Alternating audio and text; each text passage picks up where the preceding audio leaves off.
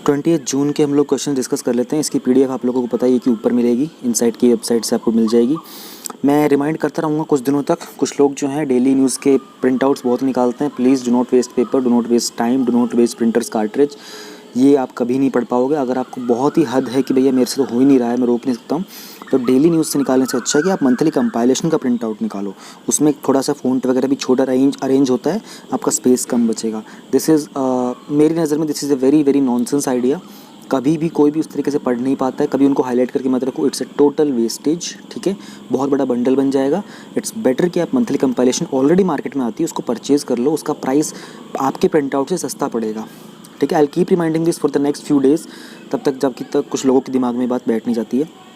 आज के टॉपिक्स हैं हमारे Keeladi excavations, rule of law index, PM Svanidhi, GAFA tax क्या होता है, और GIS-SAID क्या चीज़ है, और individual contribution to NDRF get green light from finance ministry. Prelim specific आपको पता है हम लोग एक फाइनल वीडियो में करेंगे, ठीक है। पहला GS1 का टॉपिक है हमारा, ठीक है, और ये कवर होता है इंडियन कल्चर में इसके salient aspects of art forms, literature, architecture from ancient to modern times. किलाड़ी एक्सकवेशंस, अच्छा ये तो आप लोगों को पता ही होगा कि जो एंशिएंट हिस्ट्री हमारी वो प्रीलिम्स के लिए ज़्यादा स्पेसिफिक है। बाकी आर्ट एंड कल्चर जो है वो मेंस में आता है, लेकिन जो एंशिएंट हिस्ट्री है, जो मिड जो मॉडर्न हिस्ट्री है, वो हमारी मेंस में ज़्यादा स्पेसिफिक है। लेकिन एंशिएंट का फोकस ज़्यादातर हमारा प्रीलिम्स के रिगार्डिंग रहता है। तो कुछ स्केलेटल रिमेन्स मिले हैं चाइल्ड के जो एक्सकवेट किए गए हैं किलाड़ी के अंदर। किलाड़ी जो एक गांव का नाम है तमिलनाडु के अंदर, ठीक है, और उसका 6th फेज़ है एक्सकवेशन का। स्केलेटन जो था वो कुछ टेराकोटा अर्न्स के अंदर, टेराकोटा के जो वो पैक जो बॉक्स टाइप के होते हैं ना, उन सब के अंदर पैक था।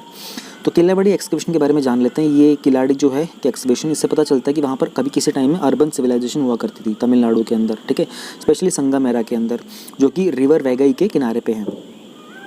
जो बहुत सारी एंटिकिटीज़ का मतलब होता है ancient old items, valuable items, उन सबको अनअर्थ मतलब निकाला गया है, जिनसे बहुत क्रूशियल एविडेंस मिलता है ये समझने में कि उस टाइम की आयरन एज, स्पेशली जो कुछ लिंक्स जो मिस हो रहे थे ना 12th सेंचुरी के 6th सेंचुरी के साथ, और अर्ली हिस्टोरिक पीरियड जो था 6th सेंचुरी का 4th सेंचुरी के साथ, उसमें कुछ लिंक्स मिस हो रहे थे।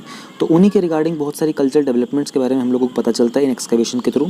लिटरेरी सोसाइटी की बात करें तो तमिल ब्राह्मी के जो लेटर्स हैं, जो इनके ऊपर इंस्क्रिप्शन मिला है कि जो पोर्ट था ये वेट कब था और ये ड्राई कब हुआ, तो ये सब इंस्क्रिप्शन में मेंशन मिला है। इससे बहुत अच्छे से पता चलता है कि उस टाइम के लिटरेसी लेवल जो 6th सेंचुरी BC की बात कर रहे हैं काफ़ी अच्छे थे। एग्रेरियन सोसाइटी, एग्रेरियन का मतलब होता है जो खेती बाड़ी का काम करते हैं, ठीक है। वो लोग कैटल यानी कि जो मवेशी होते हैं, पशु होते हैं दूध देने वाले, उन सबको पाला करते थे। स्केलेटल फ्रेगमेंट्स मिले हैं काऊ के, ओक्स के, बफेलो के, sheep, goat, nilgai, black buck, wild boar, peacock, ये सब मिले हैं। हाई स्टैंडर्ड ऑफ लिविंग था वहाँ पर, बड़ी बड़ी दीवारें थी, ठीक है, फ्लोर्स बड़े अच्छे से मेंटेन थे, रूफ टाइल्स भी हुआ करती थी, कोलैप्स गेट था, iron nails fasten to the poles यानी कि जो कीलें होती हैं लोहे की, वो सब थी। तो एक स्टैंडर्ड ऑफ लिविंग बताया जा रहा है कि संगम एज में काफ़ी अच्छे से मेंटेन किया गया था। आइटम्स कहाँ का मिले हैं, ब्रिक के स्ट्रक्चर, ईंटों के स्ट्रक्चर मिले हैं, टेराकोटा के रिंग वेल्स मिले हैं, फॉलन रूफिंग्स विद टाइल्स, छतों के ऊपर जो टाइलें थी, गोल्डन ऑर्नामेंट्स जो वो कहते हैं ज्वेलरी वगैरह होती है उस टाइप की, ब्रोकन पार्ट्स मिले हैं कॉपर ऑब्जेक्ट्स के, आयरन इंप्लीमेंट्स मिले हैं, टेराकोटा चेस पीसेस मिले हैं। चेस पीसेस समझ रहे हैं आप लोग, चेस बोर्ड वाला, ईयर के ऑर्नामेंट्स यानी कि जो कानों में डालने वाले होते हैं, spindle whorl, figurine, black and red ware, रोटेड, बहुत सारी चीज़ें ऐसी मिली हैं। तो ये सब प्रीलिम्स के रिगार्डिंग आपको थोड़ा सा पता रखना पड़ेगा। आई थिंक इस वाले पार्ट को आप थोड़ा सा तो स्क्रीनशॉट ले लो या फिर कुछ 4-5 आइटम्स के नाम ज़रूर लिख के रख लो। ग्रेफिटी मार्क्स जो कि अर्दनवेयर यानी कि जो बर्तनों के ऊपर मिलते हैं, वो सब देखे गए थे, केव्स में देखे गए, रॉक्स में देखे गए थे, एक्सकवेशन साइट्स के पास मिले हैं, और उनका इंडस साइंस के साथ काफ़ी सिमिलर सा एक मैच है। यानी कि जैसे किलाड़ी ग्राफिटी में इंडस साइन जो था, एक ये इस तरह के साइन देख रहे हो आप इंडस के और किलाड़ी के, तो साइंस काफ़ी आपस में मैच करते हुए मिले, तो समझ में आ रहा है कि सिविलाइजेशन का आपस में कोई कॉन्टैक्ट भी रहा होगा। प्रीलिम्स क्वेश्चन की बात कर लेते हैं। किलाड़ी कहाँ पर, एक गाँव है उसमें तमिलनाडु के अंदर। संगम एरा क्या है मैं आपको दिखाता हूँ कि elements unearth at the port side पढ़ लिया है। Trade during the Sangam era मैं आपको भी दिखाऊंगा। Use of gold coins in ancient India, ये भी मैं आपको दिखाता हूँ अभी। अगर हम लोग संगम एज की बात करते हैं तो ये तमिलनाडु और केरला के जो और प्लस में कुछ जो श्रीलंका के हमारे पार्ट्स थे उस एरिया की बात कर रहा है। अगर आप लोग मैप को देखना चाहो तो ये पूरा का पूरा रीजन जो आपको थोड़ा डार्क ग्रीन से में दिख रहा है, ये संगम एरा को लोकेट करता है। तमिलक्कम वर्ड यूज्ड हेयर, ठीक है, और ये ओल्ड तमिल लैंग्वेज के अंदर इस वर्ड को यूज़ करता है। ये रेफर करता था जो भी एंशियंट टाइम में जो तमिल स्पीकिंग एरिया था ना, ये पूरा का पूरा वो एरिया जहाँ पर तमिल स्पीकिंग थे। तो आज की डेट में भी आपको अगर आप श्रीलंका जाते हैं तो आपको तमिल स्पीकिंग पीपल बहुत सारे मिल जाएंगे। और अगर इसकी हम टाइमिंग की बात करते हैं, टाइम लाइन की बात करते हैं, तो ये कहना चाह रहे हैं कि 6th सेंचुरी BC से लेकर 3rd सेंचुरी CE तक था।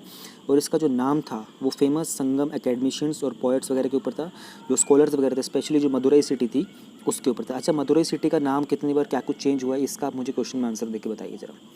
मदुरई सिटी का क्या फ़िलहाल उस एरिया का क्या नाम है, मदुरई ही है, कुछ और नाम हो गया है, ये आप मुझे बताइए। और हम लोग बात कर रहे थे कि उसी संगम जो एरिया था वहाँ पर ट्रेड के बारे में यदि हम बात करते हैं तो सदर्न इंडिया के अंदर ये जो टाइम था संगम एरा का 500 BC से 300 BC, ये 500 कुछ जगह लिखा हुआ है, कुछ 106 जगह 600 लिखा हुआ है, तो थोड़ा बहुत ऊपर नीचे होता है क्योंकि हिस्ट्री है और थोड़ा बहुत आपको समझना होगा, ठीक है। तो मोस्टली जो उस टाइम प्रेजेंट डे के जो तमिलनाडु और केरला हैं उस टाइम के संगम एरा के अंदर आते थे। जो मेन इकोनॉमिक एक्टिविटीज़ होती थी वो थी agriculture, weaving, pearl fishery, manufacturing, construction. Paddy था वो बहुत इंपॉर्टेंट क्रॉप था। पैडी का मतलब होता है राइस की जो क्रॉप थी, ठीक है ना। और it was a staple serial. Staple का वर्ड का मतलब होता है कि वो खाना जो आप रूटीन पे खाते हो, ठीक है। इवन साउथ इंडिया में आप आज की डेट में भी जाते हो तो rice is one of the staple serial, ठीक है ना। चावल वो लोग लगभग हर चीज़ में खाते हैं साउथ इंडिया के लोग। अब आप लोगों को पता चल गया कि मैं साउथ इंडिया से तो नहीं हूँ। Pepper, millets, grams and sugar cane they were the commonly grown crops, ठीक है। पेपर आप समझते हो, मिलेट्स आप समझते हो, शुगर केन समझते हो, बहुत कॉमन सी चीज़ें हैं ये। तो इस तरह का कुछ ट्रेड देखने को मिलता था, इन्हीं चीज़ों का ट्रेड होता था। और सबसे तो जो मेन होता था वो एग्रीकल्चर पे फोकस ज़्यादा था क्योंकि उस टाइम के अंदर इकोनॉमिक वर्ल्ड कम था, वो सर्वाइवल वर्ल्ड था। आज हम जिस दुनिया में जी रहे हैं ये इकोनॉमिक वर्ल्ड होता है, ठीक है। और स्टेट ने बहुत इंपॉर्टेंट रोल प्ले किया था बिल्डिंग और मेंटेनिंग इंफ्रास्ट्रक्चर में, जैसे कि रोड्स, पोर्ट्स और फंड थ्रू टैक्सेशन का भी काम हुआ करता था। जो इकोनॉमिक और सोशल एक्टिविटी की नीड्स हर चीज़ को फुलफिल कहाँ से होती थी, टैक्सेशन से होती थी। तो कहते हैं ना, कोई एक पुरानी हिंदी में कहावत है कि कर और मृत्यु ये दो चीज़ें जो कभी ख़त्म नहीं हो सकती। कर मतलब हिंदी में टैक्स को कर बोलते हैं, ठीक है। कर और मृत्यु इनका कोई अंत नहीं है, ये हमेशा होंगे। इसके आगे हम लोग बात कर लेते हैं कि gold coins in ancient India के बारे में। ये भी प्रीलिम्स के लिंक में क्वेश्चन पूछा गया था। तो हिस्ट्री में कुछ ऐसा मेंशन है कि कुशन के एम्परर थे वीमा, उनको कहा जाता है कि he was responsible for introducing gold coins in India और अराउंड 100 सी। वीमा जो थे प्रेडिसेसर थे कनिष्क द ग्रेट के, जो कि 5th कुशन किंग थे, ठीक है। अब मुझे ये बताओ कि बुद्धिस्ट काउंसिल के अंडर कनिष्क का क्या रोल था, ठीक है। कोई बता सकता है तो जिन्होंने हिस्ट्री पढ़ी उनके लिए बहुत आसान होगा। तो कुशन एम्पायर की अगर हम बात करते हैं तो जो अपर नॉर्दर्न रीजन है हमारे इंडिया का आज के डेट में देखते जम्मू कश्मीर, अफगानिस्तान और उधर चाइना का शिनजियांग प्रोविंस वगैरह हो गया, ऊपर जो तजिकिस्तान और उज्बेकिस्तान वगैरह हो गए, वो एरिया था उस टाइम पे, वहाँ पर राज किया करते थे, ठीक है। तो आज की डेट में तो सब अलग अलग कंट्रीज़ बन चुके हैं, पहले ये सब एक ही जगह रहा करती थी।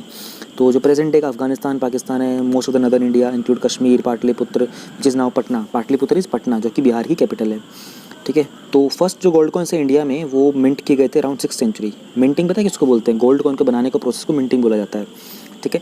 और जो महाजनपद थे इंडो गैंगेटिक प्लेन के in the time of Buddha and the certainly before the invasion of Alexander the Great in the 4th century BC। कहीं ना कहीं जो इंडो ग्रीक लोग थे उनका बहुत ही एक मेजर कॉन्ट्रीब्यूशन था गोल्ड कॉइन फॉर्मेशन में। The coins of this period were punch marked coins, ठीक है ना। बनाने के बाद उसके ऊपर कुछ ना कुछ पंच मार्क वगैरह किया रहता था, जो भी उनको मार्क रिक्वायरमेंट थी। Several of this coins had a single symbol, for example a bull और स्वास्तिका। स्वास्तिका आप लोग समझते होंगे ना, ये जो होता है हमारा, इसको स्वास्तिका बोलते हैं। तो इस तरह के साइन हुआ करते थे। बुल आपको पता ही होगा बैल। कुशन पीरियड के अंदर जो गोल्ड कॉइन थे ना जनरली डिपेक्ट करते थे आइकोनोग्राफी, यानी स्पेशल जो मिथोलॉजी थी, शिवा, बुद्धा, कार्तिक है, ये सब उनके डिटेल्स थे जिनको गोल्ड कॉइन के ऊपर यूज़ किया जाता था, ठीक है। इकोनॉमी हो गया, हिस्ट्री हो गया और संगम पीरियड हो गया। अब हम चलें अपने नेक्स्ट टॉपिक के ऊपर। नेक्स्ट टॉपिक हमारा आता है GS पेपर 2 के अंदर, separation of power between various organs, dispute redressal mechanisms. Dispute होता है मतलब कि जो कुछ कलेश, और रिड्रेसल होता है उसका निवारण। तो उसके लिए कुछ मैकेनिज्म, इंस्टीट्यूशन वगैरह की बात हुई। कोई भी कलेश है, कोई प्रॉब्लम है, उसके निवारण के लिए इंडियन गवर्नमेंट के अंदर क्या कुछ है। रूल ऑफ लॉ का इंडेक्स। देखो रूल ऑफ लॉ को समझो पहले तो। रूल मतलब नियम, लॉ मतलब कानून, यानी कि कानून के नियम के हिसाब से चलने को रूल ऑफ लॉ बोलते हैं। तो इंडियन क्या रूल ऑफ लॉ फॉलो करता है? एग्जैक्टली, क्योंकि हम लोग कॉन्स्टिट्यूशन को फॉलो करते हैं। इंडिया के अंदर जो ओथ भी ली जाती है वो in the name of constitution ली जाती है। अमेरिका वाले जो लोग हैं ना वो भी by the name of God अपनी ओथ लेते हैं, लेकिन वहाँ का प्राइम मिनिस्टर, प्रेसिडेंट सब कुछ, प्राइम मिनिस्टर तो होता ही नहीं यूएस के अंदर। लेकिन हमारे इंडिया में हम लोग जो है डेमोक्रेटिक को कुछ ज़्यादा सीरियसली ले गए। हम लोगों ने सेक्युलरिज्म की डेफिनेशन को थोड़ा सा करप्ट कर दिया। हम लोग आज भी अपने गॉड वाले कल्चर को भूलते जा रहे हैं, ठीक है। And we are taking the oath in the name of constitution. Although it's working fine, but I think इसमें कुछ मेरा पर्सनल ओपिनियन है कि कुछ होना चाहिए चेंज, ठीक है ना। इवन आप लोगों को पता हो तो जो ये ब्रिटेन के अंदर जो किंग एंड क्वीन होते हैं ना, वो जब भी कोई डिनर वगैरह करते हैं तो the priest comes and blesses the food. Without blessing the food they do not eat the food. और आप यहाँ पे अन्नपूर्णा देवी की अगर किसी को पता हो तो it's the culture is dying. Basically मेरा पॉइंट ये है। Never mind. न्यूज़ में क्या है, एक पिटीशन फाइल की गई सुप्रीम कोर्ट के अंदर और ये बोला गया कि कोर्ट को कि भैया सरकार को आप कुछ आदेश दो, एक एक्सपर्ट्स का पैनल बनाए जो कि इंडिया के प्रोस्पेक्ट्स को, स्पेशली जो रूल ऑफ लॉ का इंडेक्स है उसमें थोड़ा सा काम करे। पिटीशन ने डिमांड क्या किया है, देखो उन्होंने बोला कि रूल ऑफ लॉ का इंडेक्स आया था 2020 में, इसमें इंडिया की जो रैंकिंग है ना वो पथेटिक रैंकिंग है, बेकार से रैंकिंग आई है। तो वो कह रहे हैं कि जो हमारे इंडिया में जो वर्ल्ड की जो टॉप 20 कंट्रीज़ है ना, उनकी जो जुडिशरी की वगैरह की प्रैक्टिसेस है, कोर्ट वगैरह की प्रैक्टिसेस है, उनकी स्टडी की जाए और वो सारी चीज़ें अच्छी चीज़ें इंडिया में इंप्लीमेंट की जाएँ। समझ रहे ना आप मेरी बात को। इंडिया की रूल ऑफ लॉ को फॉलो करने में रैंकिंग ख़राब है, तो लोगों ने बोला कि भैया कोई एक्सपर्ट्स पैनल बनाओ, टॉप 20 की स्टडी करो और इंडिया के अंदर इंप्रूवमेंट करो, चेंजेस करो कानून को फॉलो करने वाले प्रोसीजर के अंदर। और ये डिमांड्स क्यों बनाई गई है? 11 मार्च को वर्ल्ड जस्टिस प्रोजेक्ट की एक रिपोर्ट आई थी, उसमें था रूल ऑफ लॉ का इंडेक्स, उसमें इंडिया की रैंकिंग थी 69th पोजीशन, जो कि बहुत नीचे थी। इंडिया ने कभी भी टॉप 50 के अंदर कोई रैंकिंग नहीं की है, लेकिन और जो सक्सेसिव गवर्नमेंट्स आई हैं, बार बार गवर्नमेंट चेंज हुई, किसी ने इसको इंप्रूव करने के लिए कुछ खास काम नहीं किया है। जो नेशन की रैंकिंग है ना इंडेक्स की, वो कंफर्म करती है पुअर परफॉर्मेंस 8 सेक्टर के अंदर। कौन से सेक्टर है? Constraint on government power, absence of corruption, open government, fundamental rights, public order security, regulatory enforcement और सिविल एंड क्रिमिनल जस्टिस। क्या ये सेक्टर आपको पता होने चाहिए? बिल्कुल, ये आपको याद होने चाहिए, आप इनको नोट करके रख सकते हो। All right. Beside poor rule law has a devastating effect on the right to life. हाँ, अगर रूल ऑफ लॉ बहुत ख़राब होगा तो राइट टू लाइफ के ऊपर फ़र्क पड़ेगा, लिबर्टी पे, इकोनॉमिक जस्टिस, फ्रेटर्निटी मतलब होता है ब्रदरहुड, ठीक है, और individual dignity and national integration, इन सब के ऊपर फ़र्क पड़ता है अगर आपका रूल ऑफ लॉ जो है वो प्रॉपरली इंप्लीमेंट नहीं हो पा रहा है। प्लस आर्टिकल 14 और आर्टिकल 20 के अंदर के जो भी राइट्स होते हैं वो सारे भी ऑफेंड होते हैं। ये बड़े इंपॉर्टेंट राइट्स होते हैं। क्या कोई मुझे बता सकता है what is article 14, what is article 21? और इमरजेंसी के अंदर कौन सा आर्टिकल होता है जो सस्पेंड नहीं होता? ये 2 क्वेश्चन है आपके। आर्टिकल 14 क्या है, आर्टिकल 21 क्या है, और इमरजेंसी के अंदर कौन सा आर्टिकल सस्पेंड नहीं होता? आई थिंक मैं एक टॉपिक में कवर करवा चुका हूँ ये, बट मुझे अच्छे से याद नहीं, पता नहीं मेंस में करवाया है या फिर ये डेली वाले में, but I have done this thing. Court ने क्या कहा है? कोर्ट ने कहा कि भैया ये कोई ना एक अप्रोप्रिएट केस नहीं है कोर्ट के लिए, और जो रिप्रेजेंटेशन है ना वो गवर्नमेंट के एक्शन लेने के ऊपर उसका थोड़ा इफेक्ट पड़ेगा। इस पिटिशन को आप ऐसे ट्रीट करोगे that it is a representation by the respondents for such appropriate actions and may be found appropriate which may be decided with in a period of 6 months। कोई ज़रूरी नहीं है, हमारे को आगे देखना है एडिशनल इन्फॉर्मेशन क्या होती है ये जाननी, ये हमारे लिए ज़्यादा इंपॉर्टेंट है। रूल ऑफ लॉ इंडेक्स क्या होता है? इसको रिलीज़ करता है वर्ल्ड जस्टिस प्रोजेक्ट, जो कि एक इंडिपेंडेंट ऑर्गेनाइजेशन है। एक क्वांटिटेटिव असेसमेंट टूल है। असेसमेंट टूल मतलब एनालाइज करता है, ठीक है, सबकी रीडिंग करना, रिसर्च करना, वो सब करना। तो एक डिटेल्ड और कॉम्प्रिहेंसिव पिक्चर, कॉम्प्रिहेंसिव वर्ड का मतलब होता है विस्तार से, ठीक है, डेटा निकाल के लाता है। इसमें कंट्रीज़ रूल ऑफ लॉ को कितना प्रैक्टिस करती है उसके अकॉर्डिंग। इसमें 128 कंट्रीज़ होती हैं। इंडिया की रैंकिंग क्या थी? 68 थी, 69 थी, 68 थी शायद, है ना, 69th। इंडिया की रैंकिंग 69 थी। तो अब कंट्रीज़ रैंक किस किस बेस पे की जाती हैं? तो ये आप याद रखना, 8 फैक्टर्स होते हैं। हाँ, हर रिपोर्ट के फैक्टर्स जो होते हैं बहुत इंपॉर्टेंट होते हैं। ये आई थिंक मैंने आपको पहले बताया, मेंस में भी कुछ 1-2 क्वेश्चन मैंने देखे थे प्रीवियस ईयर में, कुछ ना कुछ थे फैक्टर्स को related. Constraints on the government power, absence of corruption, open government, fundamental rights, order security, regulatory enforcement, civil justice, criminal justice. How is the rule of law defined? Rule of law का मतलब होता है, world justice project define करता है rule of law is system in which one following 4 principles are upheld. 4 तरह के principles हैं, उनको जो फॉलो करता है they are following the rule of law. Government and officials and agents are accountable under the law, यानी कि वो जवाबदेह होंगे कानून को। Laws are clear, publicise, stable and fair, are protected fundamental rights, ठीक है। Process by which laws are enacted, administered and enforce is accessible, efficient and fair, यानी कि वो तरीका जहाँ से आप लॉज को इनेक्ट करते हो, एडमिनिस्टर करते हो, एनफोर्स करते हो, वो तरीका जो है अपने आप में बहुत ही एक्सेसिबल है, एफिशिएंट एंड फेयर है। यानी कि ये कोर्ट्स की बात कर रहा है और पार्लियामेंट की बात कर रहा है यहाँ पर, ठीक है। जो प्रोसेस है वो कौन सा है इंडिया के अंदर, कैसे आप किसी भी लॉ को इनेक्ट करते हो, एडमिनिस्टर करते हो, एनफोर्स करते हो। मेजरली, वैसे तो आपका लॉ में बहुत सारे फैक्टर्स आ जाएंगे, बट मेजरली आप कोर्ट और पार्लियामेंट की बात कर रहे हो। जस्टिस जो होती है डिलीवर होती है बहुत ही कॉम्पिटेंट, एथिकल, इंडिपेंडेंट, रिप्रेजेंटेटिव। यार ये तो मुझे लगता है ना पूरा का पूरा ही चारों पॉइंट बड़े अच्छे हैं, बिकॉज यूनिवर्सल प्रिंसिपल्स है ना। अगर ये किसी हम क्वेश्चन में लिख दें तो this is very good. I think ये आप नोट कर सकते हो। शॉर्टकट में नोट करने की कोशिश करो, ठीक है, ट्राई करो। पहले नहीं होता है, शॉर्टकट नहीं बनता है, तो just right it down fully, completely, slowly आपको समझ में आने लग जाएगी। बहुत सारा एक्स्ट्रा कंटेंट हम लिख रहे होते हैं, आप नेचुरली उसको रिड्यूस कर दोगे।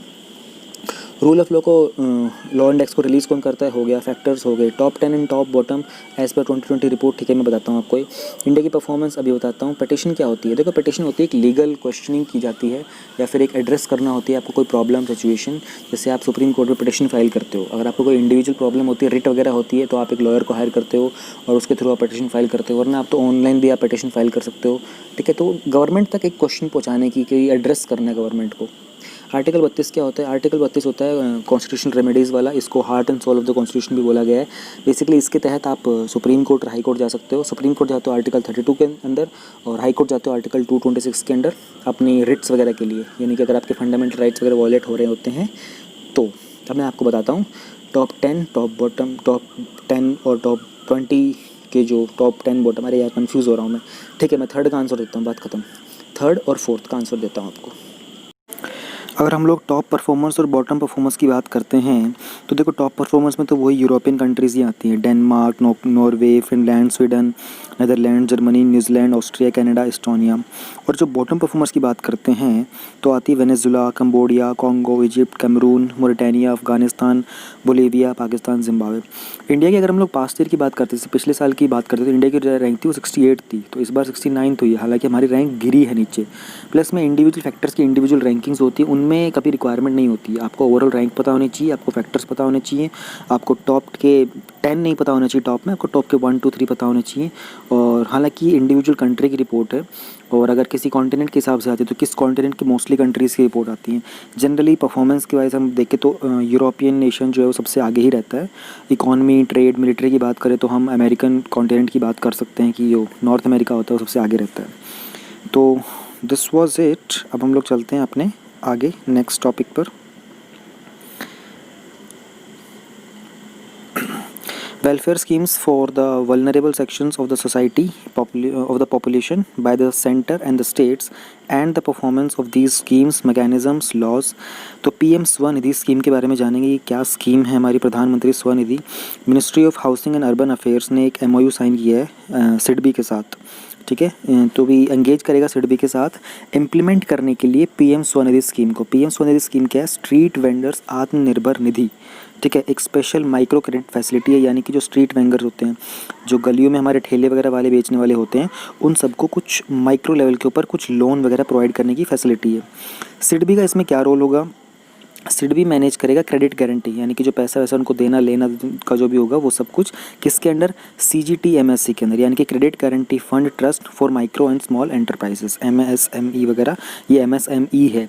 पिछले टॉपिक के अंदर मैंने जब पढ़ाया था मैंने MSME की डेफिनेशन पूछी थी क्या चेंज हुई है, तो कुछ लोगों ने मुझको MSME stands for micro and small ये सब लिख के दे दिया था, वो नहीं था। तो आप लोगों को पता होना चाहिए MSME की डेफिनेशन ये लॉकडाउन के पीरियड में चेंज की गई थी, वो था कितना अमाउंट चेंज किया गया था। आज मैं वो क्वेश्चन आप लोगों से फिर से पूछ लेता हूँ क्योंकि वो बहुत क्रूशियल क्वेश्चन है, पता है, वो प्रीलिम्स में डायरेक्ट पूछा जा सकता है क्योंकि बहुत मेजर स्टेप लिया गया था वो। तो ऐसा करने से क्या होगा? देखो, एक to develop and maintain customise and integrated IT platform providing end to end solutions. तो ये सारा काम सिडबी का होगा, एक IT सॉल्यूशन क्रिएट करके देगा उनको, स्पेशली जो अर्बन लोकल बॉडीज़ है, लैंडिंग इंस्टीट्यूशंस है, डिजिटल पेमेंट एग्रेटर्स वगैरह, स्टेक होल्डर, उन सब के लिए।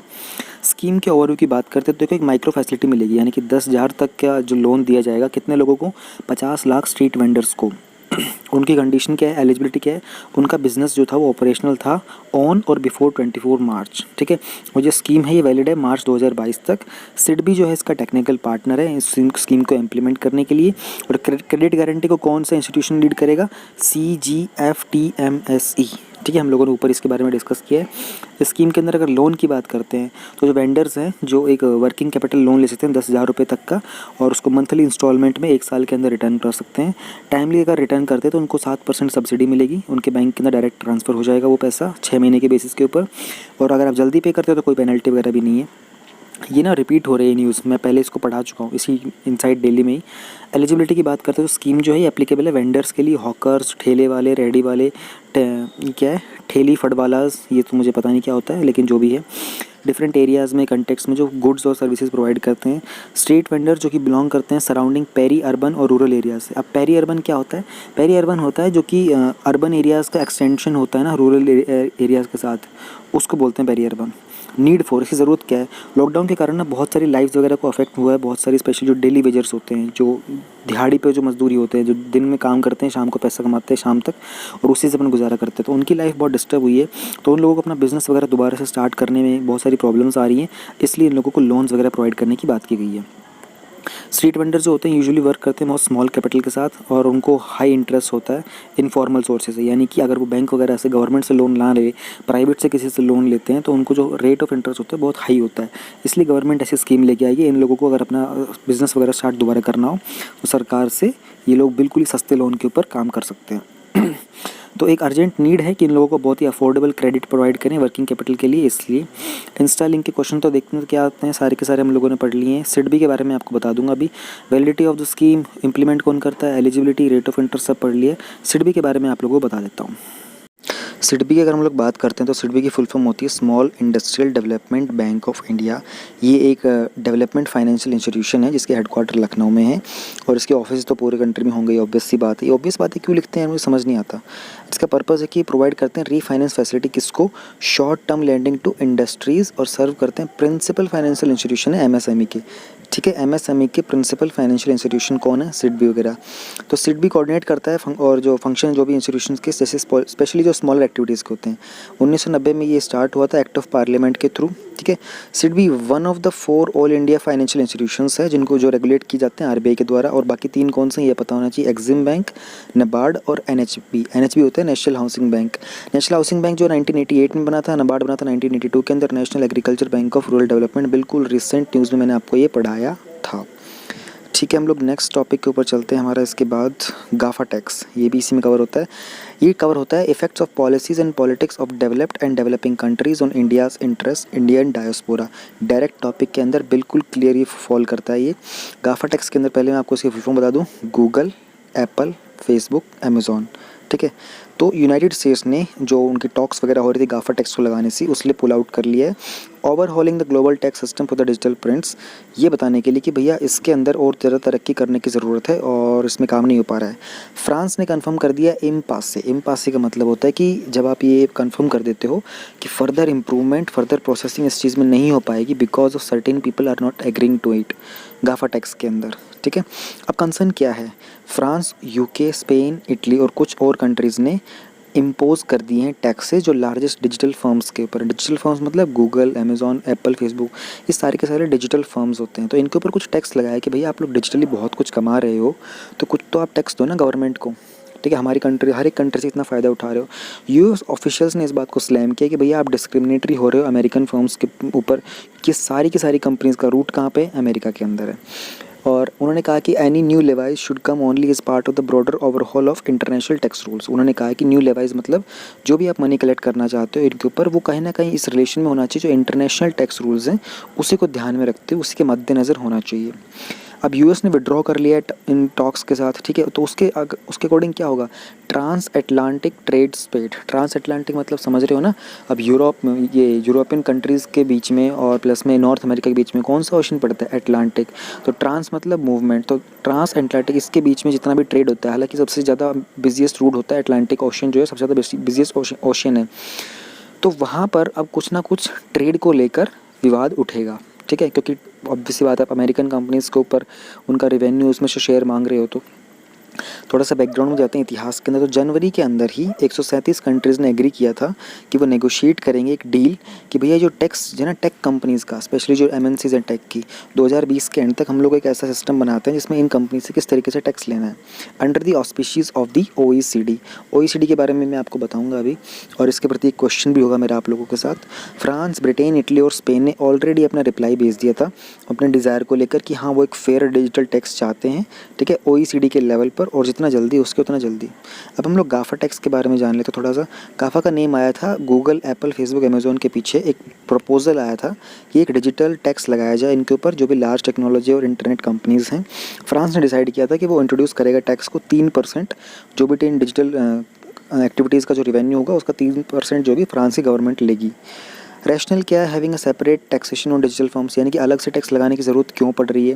वो कह रहे हैं कि अलग से जो टैक्स लगाया जा रहा है, जो पहले से एग्जिस्ट कर रहे हैं, ब्रिक और मोर्टार बिजनेसेस टाइप के जो टैक्स होते हैं, ठीक है ना, उन सबको और ऑनलाइन वगैरह डिजिटल वगैरह को लगाने के लिए थोड़े से डिफरेंट होते हैं, क्योंकि ऑनलाइन सर्विसेज को रेगुलेट करने का एक डिफरेंट प्रोटोकॉल होता है पूरा का पूरा, और वो वाले एग्जिस्टिंग जो है वो करंट के लिए सूटेबल नहीं है। इसलिए जो टेक्नोलॉजी कंपनीज़ है ना, इनका ट्रेडिशनल ये बहुत अलग है ट्रेडिशनल बिजनेस से। ठीक है ना, क्योंकि इनमें user participation, creating value which in turn जो ट्रांसलेट करता है रेवेन्यू में, वो बहुत डिफरेंट तरीके से है। तो इसलिए जब डिफरेंट तरीके की प्रोसेसिंग है तो डिफरेंट तरीके का ही टैक्स होना चाहिए। Often complex corporate structures set up by several companies that derive huge revenues from major European economies but allow them slash their tax bills by shifting profits to low tax jurisdictions। बहुत सारी ऐसी complex corporate structures वगैरह हैं जो क्या कहते हैं, बहुत सारा ह्यूज रेवेन्यूज़ अर्न करती हैं यूरोपियन इकोनॉमीज से, लेकिन वो अपने बिल्स वगैरह को बचा लेते हैं कैसे, लो टैक्स जुरिस्डिक्शन से, जिसको बोलते हैं base erosion and profit sharing issue. European countries specially की जो पर्टिकुलरली जो सो कॉल्ड गाफा है ना, गूगल, एप्पल, फेसबुक और अमेज़ॉन, ये अनफेयरली एक्सप्लॉइट कर रहे हैं वहाँ के टैक्स रूल्स को। ठीक है, और वहाँ से बहुत सारा प्रॉफिट निकालते हैं और स्पेशली जो उनका फेयर शेयर होता है, जो उनके फिजिकल पेमेंट्स में, यानी कि जो सरकार को उनको देना चाहिए, वहाँ से फ़ायदा उठाते हैं। अब हम बात करते हैं डिजिटल टैक्स इन इंडिया के बारे में। तो यहाँ से आपका डायरेक्ट क्वेश्चन उठ सकता है GS3 के लिए, ठीक है। इंडिया जो है वो सेकंड लार्जेस्ट ऑनलाइन यूज़र्स है इंडिया के अंदर, ठीक है। अब वर्ल्ड में नंबर 1 ऑनलाइन यूज़र्स कहाँ पे, ये आप मुझे बता सकते हो क्या?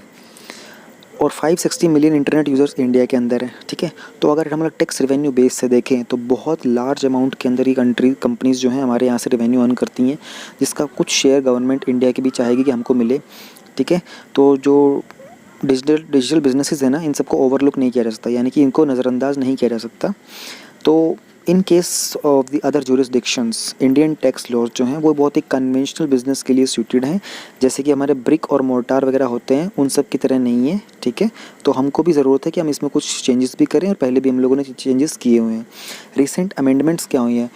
To ensure the value created digital is appropriately taxed, यानी कि जो भी आप वैल्यू क्रिएट कर रहे हो ऑनलाइन, आप एडवर्टाइजमेंट कर रहे हो, पब्लिक से पार्टिसिपेशन की डिमांड कर रहे हो, उन सबको बहुत तरीके से टैक्स किया जाए। इसलिए 2 सिग्निफिकेंट अमेंडमेंट्स किए थे, इंट्रोड्यूस किए थे इंडिया ने, ठीक है, इन टैक्सेशन लॉज के अंदर, बिल्कुल ही रिसेंट के अंदर।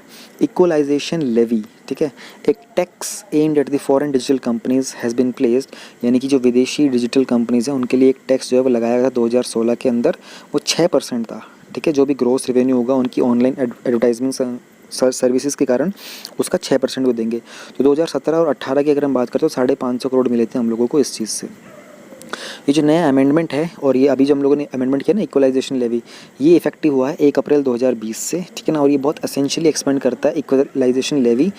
मैं पढ़ लेता हूँ एक बार पूरा आपको, फिर और सुनते रहो साथ में।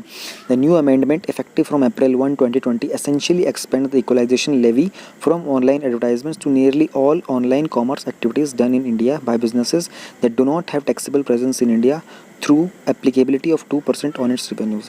यानी कि जो भी पहले ऑनलाइन एडवर्टाइजमेंट वाली जो कंपनीज थी, उनके अलावा जो ऑनलाइन ई-कॉमर्स भी करते हैं, यानी कि सर्विसेज प्रोवाइड करते हैं, उनके ऊपर कोई टैक्सेबल प्रेजेंस थी नहीं, तो उनके ऊपर 2% उनका जो भी रेवेन्यू होता है उसका टैक्स लगाया गया है।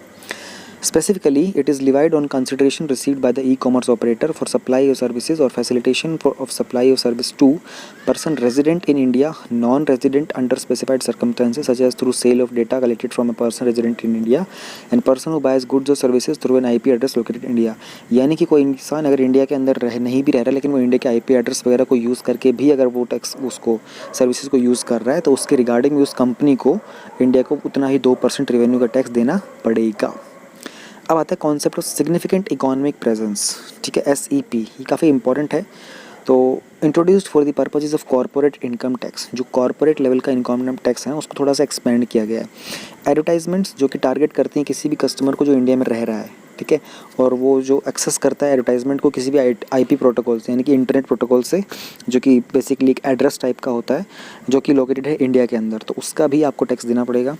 सेल होती है, जो भी डेटा कलेक्ट करते हो आप एक इंसान से जो इंडिया में रहता है, और उसी का IP एड्रेस आप यूज़ कर रहे हो इंडिया की लोकेशन का, उसका भी आपको कॉर्पोरेट का टैक्स में एडिशन किया गया है। सेल ऑफ गुड्स सर्विसेज और using data collected from a person residing in India और who uses IP address located in India, यानी कि बेसिकली अगर आप SEP की बात करते हो तो प्रेजेंस की बात की जा रही है, इकोनॉमिक प्रेजेंस की बात कर रहे हैं। यानी कि आप कोई भी ऐसी इकोनॉमी का ट्रांजैक्शन हो रहा है, पैसे का लेन देन हो रहा है, डेटा का इधर से उधर मूवमेंट हो रहा है डिजिटली, और उसमें इंडिया के IP अगर इंडिया के IP को भी यूज़ किया गया है, तो जो भी प्रोविजंस है, हालांकि जो प्रॉपर बिल होता है ना वो बहुत ज़्यादा डिटेल में होता है, तो इन्होंने ऊपर का बेसिक बताया है। तो आप ये समझ के चलो अभी दिमाग के अंदर कि अगर कोई इंडिया का रेजिडेंट वगैरह नहीं भी है, लेकिन वो इंडिया के IP एड्रेस को यूज़ करके ये सब चीज़ें कर रहा है, तो उसके ऊपर भी टैक्स लगेगा। अब वो चोरी छिपे कैसे करते हैं, that is a different matter completely, लेकिन अगर ऑफिशियली हो रहा होता है तो वो लगेगा। OECD के ऑब्जेक्टिव मेंबर और एलिजिबिलिटी में आपको बता देता हूँ अभी। गाफा टैक्स क्या होता है पढ़ लिया, यूरोपियन कंट्री ने किस किस ने किया था कर लिया, इक्वलाइजेशन लेवी पढ़ लिया, लेवी इन इंडिया पढ़ लिया, एप्लीकेबिलिटी ऑफ SEP पढ़ लिया। अब मैं आपको बताता हूँ OECD के बारे में। OECD से रिगार्डिंग मैं एक क्वेश्चन भी पूछने वाला हूँ आप लोगों से। Organisation for the economic cooperation and development, कितने कंट्रीज़ है? 37 मेंबर कंट्रीज़ हैं इसके अंदर। 1961 में ये स्टार्ट किया गया था, किस लिए? इकोनॉमिक प्रोग्रेस और वर्ल्ड ट्रेड को स्टिमुलेट करने के लिए। यहीं पर मेरा क्वेश्चन उठ के आता है कि यार वर्ल्ड ट्रेड को स्टिमुलेट करने के लिए तो हमारे पास WTO भी है, फिर OECD और WTO, इनमें सिमिलैरिटीज़ क्या हैं, डिफरेंसेस क्या हैं? ज़्यादा डिटेल में नहीं, लेकिन एक दो लाइन में मुझे बताओ कि अगर हमारे पास WTO 1995 में आना था और हमको G80 उस टाइम पे चल ही रहा था, और जब हमको पहले पता था कि OECD एग्जिस्ट करता है, तो हम लोगों ने WTO क्यों बनाया? ठीक है। मैंने आपको पहले भी न्यूज़ में बताया था कि जो भी ऑर्गेनाइजेशंस वगैरह होती है ना, जो इंटरनेशनल रिलेशन ऑर्गेनाइजेशन का जो भी हम टॉपिक पढ़ते हैं, सबसे टिपिकल टॉपिक जो होता है ना ऑर्गेनाइजेशन का, WTO का आता है। और इंडिया ने रिसेंटली पीस क्लॉज इन्वोक किया था। मैंने विजन की मंथली कंपाइलेशन में एक्सप्लेन कर दिया है, उसको पढ़ लेना, उसके ऊपर ना रिलेटेड क्वेश्चन आ चुका है पहले, ठीक है, इसलिए बोल रहा था मैं, काफ़ी इंपॉर्टेंट है वो। तो OECD के बारे में हम लोगों ने बात की थी। फॉर्मेशन 1948 में हुई थी, बेसिकली रीफॉर्म किया था 1961 के अंदर। हेडक्वार्टर इसके पेरिस में, फ्रांस में। 37 स्टेट्स हैं इसके अंदर, और दैट्स इट। OECD के बारे में तो अभी हम इतना ही जानते हैं। नेक्स्ट हम चलते हैं अपनी अगली न्यूज़ के ऊपर, जो कि इम्पॉर्टेंट इंटरनेशनल इंस्टीट्यूशंस के ऊपर ही है। एजेंसीज, फोरा, उनका स्ट्रक्चर और mandate. Global initiative on sharing the all influenza data, GIS aid. AID का मतलब समझते हो? वैसे यहाँ पर तो ऑल इन्फ्लुएंजा डेटा हो गया, लेकिन अगर सिंपल जो AID वर्ड होता है, AID वर्ड का मतलब होता है सपोर्ट, हेल्प। चाइना ने कुछ डेटा रिलीज़ किया है, सीक्वेंसिंग डेटा, यानी कि जी जो DNA वगैरह टाइप का जो डेटा होता है ना, जीनोम डेटा, वो रिलीज़ किया कोरोना वायरस को लेकर। जो स्पेशली जो बीजिंग के अंदर भी दोबारा आउटब्रेक हुआ है ना, अभी बिल्कुल रिसेंटली दोबारा से वहाँ पे कोरोना वायरस मिला है, कुछ केसेस मिले हैं 180+ के आसपास। और चाइना ने वो सारा का सारा जो डेटा है वो WHO और GIS एड को सबमिट कर दिया है। अब इस डेटा में क्या है, at least one of the strains जो भी चाइना के कैपिटल में रिसेंटली मिले गए हैं, उसमें जो वन ऑफ द स्ट्रेन्स है ना, वो मैच करते हैं यूरोप के स्ट्रेन के साथ, ठीक है। तो लोकल्स ने कंफर्म किया जो इन्फेक्शंस थी वो लगातार 5 दिन तक, कॉन्सिक्यूटिव 5 डेज़ का मतलब होता है लगातार 5 दिन तक आए थे। और बीजिंग प्लस उसमें जो नेबरहुड प्रोविंस है हेबेई, वहाँ पर मिले थे। बैकग्राउंड की बात करते हैं तो बीजिंग के अंदर भी रिसेंटली 183 कंफर्म केसेस आए थे आउटब्रेक के लास्ट वीक के अंदर, जो जिनफादी मार्केट है वहाँ पर, उसमें। और जो सिचुएशन है for the prevention of remains very grave. तो जीनोम सीक्वेंसिंग क्या होता है, ये हमारे लिए इंपॉर्टेंट है। एक्चुअली न्यूज़ वगैरह ये सब तो नहीं अपडेट होती रहती हैं, हमारे लिए जीनोम सीक्वेंसिंग इंपॉर्टेंट है। जीनोम सीक्वेंसिंग एक टेक्निक होती है जिससे हम लोग कोई भी जेनेटिक इन्फॉर्मेशन को रीड करते हैं और उसको इंटरप्रेट करते हैं, जो कहाँ मिलती है, DNA में या फिर RNA में। DNA क्या होता है, डीऑक्सी राइबोन्यूक्लिक एसिड, और RNA क्या होता है, राइबोन्यूक्लिक एसिड। ये इंपॉर्टेंट क्यों है समझना कि जीनोम सीक्वेंस कोविड-19 की, जो SARS-CoV-2 का जीनोम है, SARS-CoV-2 जो है वो वायरस का नाम है, इसको फॉर्मरली बोलते हैं, as it is formally known, has about 30,000 base pair, 30,000 इसके बेस पेयर हैं, somewhat like a long string जिसके 30,000 places where each one of them occupy one of the 4 chemicals called nucleotides, यानी कि कोई एक बहुत लंबी स्ट्रिंग है, उसमें 30,000 पॉइंट्स हैं, प्लेसेस को पॉइंट्स कह सकते हो आप, ठीक है। हर एक के अंदर 4 तरह के 4 केमिकल्स हैं जिनको न्यूक्लियोटाइड्स बोलते हैं। ये जो लॉन्ग स्ट्रिंग है इसकी बहुत यूनिक कॉम्बिनेशन होती है न्यूक्लियोटाइड्स की, ठीक है ना, जो कि बहुत यूनिकली आइडेंटिफाई करती है वायरस को, और उसी को बोलते हैं हम लोग genomic sequence. A look at the virus genome sequence from the patient samples that test positive for COVID-19 helps। जो भी पेशेंट वगैरह जिसको पॉजिटिव निकलता है COVID-19, उसको जब सैंपल्स वगैरह को लिया जाता है तो उसके जब जीनोम सीक्वेंस को देखते हैं तो रिसर्चर्स को समझ में आता है कि किस तरीके से वायरस जो इवॉल्व कर रहा है, फैल रहा है। So far there are over 1000 COVID-19 जीनोम्स, ठीक है ना, जिनको पब्लिश किया गया वर्ल्ड वाइड। पूरे वर्ल्ड में अभी तक 1000 तरह के जीनोम्स सीक्वेंस पाए गए थे। इसलिए क्विकली उसको सीक्वेंस को चेक करना और उसकी सीक्वेंसिंग करना बहुत इंपॉर्टेंट है। क्यों? इससे आप ट्रैक कर सकते हो ट्रांसमिशन वायरस का ग्लोबली, ठीक है, और आप डिटरमाइन कर सकते हो कितना क्विकली वायरस अडेप्ट कर रहा है और फैल रहा है। फिर आप टारगेट्स को आइडेंटिफाई कर सकते हो थेरेपीज़ के लिए। फिर you need to require to understand the role of co infection. GIS aid क्या होता है, अगेन एक इंटरनेशनल कन्वेंशन, ये ऑर्गेनाइजेशन टाइप हो गया है तो हमको पढ़ना पड़ेगा। GIS एक प्लेटफॉर्म है जिसको लॉन्च किया गया था 61st WH असेंबली के लिए, असेंबली के दौरान मई 2008 के अंदर।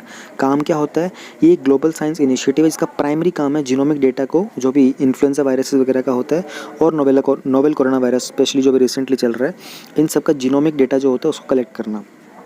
तो ये उन सब का सोर्स बन जाता है। 2010 के अंदर जो फेडरल रिपब्लिक ऑफ जर्मनी था वो उसका ऑफिशियल होस्ट बना था GIS प्लेटफॉर्म का, और EpiFlu database providing sustainability on the platform and stability through the public private partnership with the GIS initiative to this day. EpiFlu के बारे में जो भी डेटा प्रोवाइड करना था, PPP public private partnership GIS aid के साथ उन्होंने स्टार्ट की थी। किसने? फेडरल रिपब्लिक ऑफ जर्मनी ने।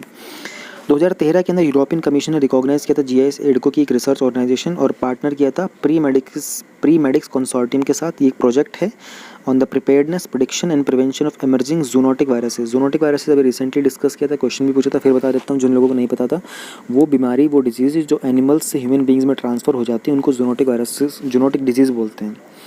तो pandemic potential using multi disciplinary approaches, तो यूरोपियन कमीशन ने इसको किसके साथ पार्टनर किया है? प्रीमेडिक्स कंसोर्टियम के साथ। तो GIS एड का की रोल क्या निकल के आता है? इनिशिएटिव में ये इंश्योर किया जाता है कि ओपन एक्सेस हो डेटा को लेकर जो भी GIS एड के अंदर है, ताकि to provide free of charge to all individuals that agreed to identify themselves, यानी कि वो लोग जिन लोगों ने अपने आप को अलाउ किया था कि उनके जो टेस्ट सैंपल्स वगैरह को लेकर आप सीक्वेंसिंग वगैरह को स्टडी करोगे, ठीक है, and agreed to uphold the GIS aid sharing mechanism govern through database access management. Basically जब एक ऐसा प्लेटफॉर्म बना दिया गया है पूरे वर्ल्ड के अंदर जहाँ पर हर तरह के इस तरह के वायरस का डेटा कलेक्ट होता है, अब उस डेटा को कलेक्ट करके आप बहुत कुछ कर सकते हो। WHO बहुत कुछ कर सकता है, ट्रैक कर सकता है, लोगों को वार्न कर सकता है, उसकी स्टडी कर सकता है, फर्दर रिसर्च कर सकता है, ठीक है, और जिन लोगों को रिक्वायरमेंट होती है स्टडी के लिए उनको पास ऑन भी कर सकता है। So there are so many things to be done. Genome sequencing क्या होता है, काम कैसे करता है, एडमिनिस्टर कौन करता है GIS एड को, सब हमने कर चुके हैं। हमको जानना है RNA वर्सेस DNA, ठीक है, तो ये मैं आपको बताता हूँ। बहुत ज़्यादा डिटेल में जाने की ज़रूरत हमको है नहीं, क्योंकि कहीं पर भी इतना काम नहीं आएगा, लेकिन थोड़ा सा बेसिक आइडिया आपको होना चाहिए। वैसे तो आप लोगों को DNA पता ही होगा, आपका जेनेटिक मटेरियल पता चलता है इसके थ्रू, लेकिन हम थोड़ा सा डिटेल हल्का सा डेप्थ में जाने की कोशिश करते हैं। एक लॉन्ग टर्म स्टोरेज होती है जेनेटिक इन्फॉर्मेशन की, और ये ट्रांसफ़र करता है जेनेटिक कोड को न्यूक्लियस से राइबोसोम्स के अंदर, ठीक है। और स्ट्रक्चर की बात करते हैं तो DNA के अंदर B फॉर्म होता है डबल हेलिक्स का, और RNA के अंदर होता है A फॉर्म हेलिक्स का। और कंपोजिशन की बात करते हैं तो डीऑक्सी राइबोस शुगर मिलता है हमको DNA के अंदर, और राइबोस शुगर हमको मिलता है RNA के अंदर। प्रोपगेशन की बात करते हैं तो सेल्फ रेप्लिकेट कर जाता है, लेकिन RNA जो होता है सिंथेसाइज करता है DNA के साथ जब भी ज़रूरत होती है। अगर हम लोग इसके लाइपेज बेस पेयरिंग की बात करते हैं तो AT और GC यानी एडेनिन थाइमिन होता है इसके अंदर, और ग्यूनिन साइटोसिन होता है। इनको इतना डिटेल में जानने की कोशिश मत करना, ये कहीं पूछे जाएंगे नहीं आपसे, ठीक है, बस एक बार सुन लो, काफ़ी होता है। DNA के अंदर जो होता है हमारा कार्बन और हाइड्रोजन के बॉन्ड्स होते हैं, और RNA के अंदर हमारे ऑक्सीजन और हाइड्रोजन के बॉन्ड्स होते हैं। DNA susceptible to ultraviolet damage, यानी कि DNA को बहुत इजीली अल्ट्रावायलेट डैमेज कर सकते हैं, लेकिन RNA की बात करें तो वो रेजिस्ट कर पाता है अल्ट्रावायलेट डैमेज को। ओके, यहाँ से हम लोग चलते हैं अपने इसके बाद अगले टॉपिक पर। ये हो गया हमारा। Now this GS3 disaster and disaster management के अंदर आता है हमारा individual contributions to NDRF get green light from the finance ministry. NDRF